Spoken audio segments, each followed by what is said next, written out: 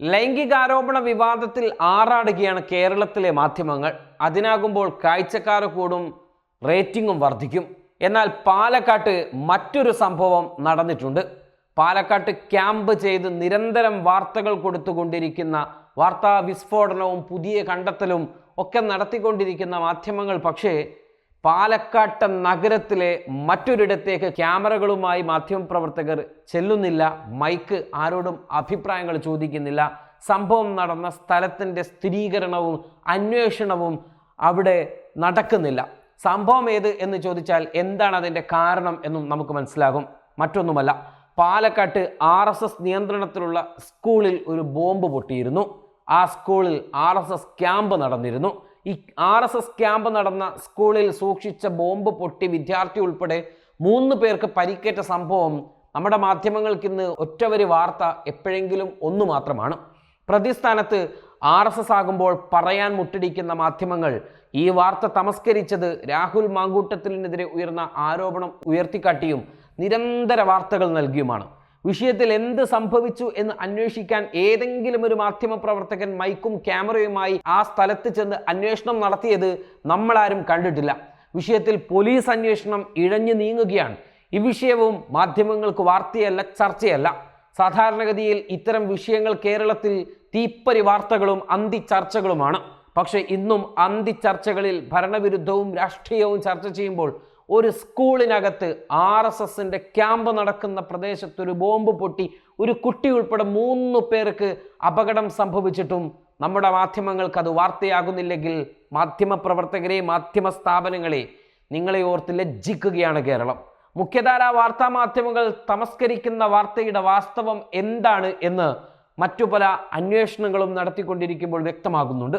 RSS നിയന്ത്രണത്തിലുള്ള Palakkad Vyasavidyapeetham school പരിസരത്ത് മാരക സ്ഫോടക വസ്തു പൊട്ടിത്തെറിച്ച് ഒരാഴ്ചയായിട്ടും ഇതിന് പിന്നിൽ ആരെന്ന് കണ്ടെത്താതെ ഇരുട്ടിൽ തപ്പുകയാണ് നമ്മുടെ പോലീസ്. BJPയുടെയും RSSന്റെയും ശക്തി കേന്ദ്രത്തിൽ കണ്ടെത്തിയ സ്ഫോടക വസ്തുക്കൾ അവർക്ക് നേരെ തന്നെയാണ് വിരൽ ചൂണ്ടുന്നത് എന്ന സൂചനകൾ വരികയാണ്. സ്ഫോടനം നടന്ന സ്കൂളിൽ RSSന്റെ ശാഖയും പ്രവർത്തിക്കുകയാണ്. മാത്രമല്ല RSSന്റെ ആസ്ഥാനവും ഈ സ്കൂളിന് കേവലം മീറ്ററുകൾ അകലെ മാത്രമാണ്. വിദ്യാഭ്യാസ വകുപ്പ് മന്ത്രി V ശിവൻകുട്ടി പരസ്യമായി ഈ സ്കൂളിൽ RSSന്റെ ക്യാമ്പ് നടക്കുന്നു എന്ന് സമ്മതിച്ചതാണ്. സ്കൂളിൻ്റെ NOC റദ്ദ് ചെയ്യുന്നത് ഉൾപ്പെടെ പരിഗണനയിലാണെന്നാണ് വിദ്യാഭ്യാസ മന്ത്രി പറയുന്നത്. മാരകശേഷിയുള്ള ബോംബാണ് പൊട്ടിയതെന്ന് പറയുകയും കൂടാതെ 4 എണ്ണം സ്കൂൾ പരിസരത്ത് നിന്ന് കണ്ടെത്തുകയും ചെയ്ത പോലീസ് കേസ് അന്വേഷിക്കാൻ പ്രത്യേക സംഘത്തെയും നിയോഗിച്ചിരുന്നു. ടൗൺ നോർത്ത് CIയുടെ നേതൃത്വത്തിലാണ് കേസ് അന്വേഷിക്കുന്നത്. പൊട്ടിയത് നാടൻ ബോംബാണെന്ന സൂചന ലഭിച്ചിട്ടും പോലീസിന് ഇതുവരെയും പ്രതികളെ കണ്ടെത്താനായിട്ടില്ല. കണ്ടെത്തിയ ബോംബുകൾ ശാസ്ത്രീയ പരിശോധനയ്ക്ക് അയച്ചിരിക്കുകയാണ് ഇപ്പോൾ. കഴിഞ്ഞ 20-ന് വൈകിട്ടാണ് RSS നിയന്ത്രണത്തിലുള്ള വ്യാസവിദ്യാപീഠം സ്കൂൾ പരിസരത്ത് ബോംബ് സ്ഫോടനമുണ്ടായത്. ഇതിൽ 10 വയസ്സുകാരനും വയോധികയ്ക്കും പരിക്കേൽക്കുന്നു. പൊട്ടിയത് പന്നിപ്പടക്കമെന്നായിരുന്നു ആദ്യ സൂചനയെങ്കിലും പിന്നീട് നാടൻ ബോംബ് തന്നെയാണ് പൊട്ടിയത് എന്ന നിഗമനത്തിൽ പോലീസ് എത്തി. അതിനിടെ വരുന്ന തദ്ദേശ തെരഞ്ഞെടുപ്പ് ലക്ഷ്യമിട്ട് BJP ഒരുക്കി വെച്ച ബോംബാണ് ഇത് എന്നാണ് CPM ഇപ്പോഴും ആരോപിക്കുന്നത്. പാലക്കാട്ടെ RSSന്റെ കാര്യാലയം റെയ്ഡ് ചെയ്യണമെന്നും പ്രതികളെ ഉടൻ കണ്ടെത്തണമെന്നും CPM ആവശ്യപ്പെടുന്നു.